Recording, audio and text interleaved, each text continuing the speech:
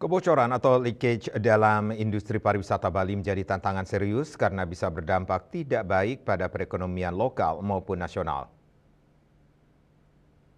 Tidak beredar.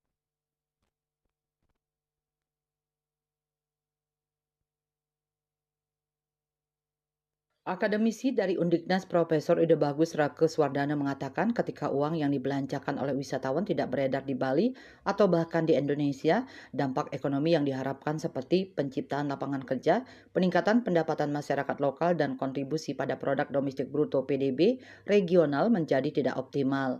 Kebocoran itu bisa terjadi melalui beberapa cara seperti adanya pembayaran di negara asal, sebab banyaknya wisatawan yang memesan akomodasi tur dan paket liburan dari negara asal mereka. Pembayaran dilakukan langsung kepada agen atau operator internasional sehingga sebagian besar uang tidak masuk ke perekonomian lokal. Penggunaan operator internasional juga menjadi penyebab kebocoran industri pariwisata mengingat banyak jalur tur dan aktivitas wisata di Bali dikelola oleh perusahaan internasional atau agen luar negeri.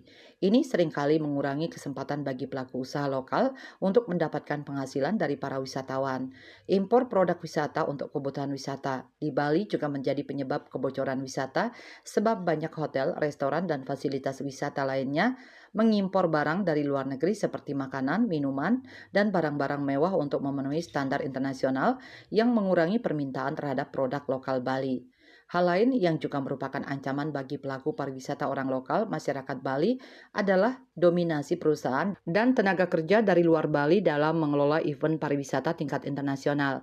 Kehadiran perusahaan dari pusat dalam berbagai aspek pariwisata, dari penyedia layanan hingga penyelenggara acara berpotensi menyebabkan sejumlah dampak negatif seperti minimnya kesempatan bagi pelaku lokal sehingga terjadinya kebocoran pendapatan lokal karena keuntungan ekonomi dari acara besar cenderung tidak terserap secara optimal oleh masyarakat Bali, sebab dana atau keuntungan utama mengalir keluar ke perusahaan pusat.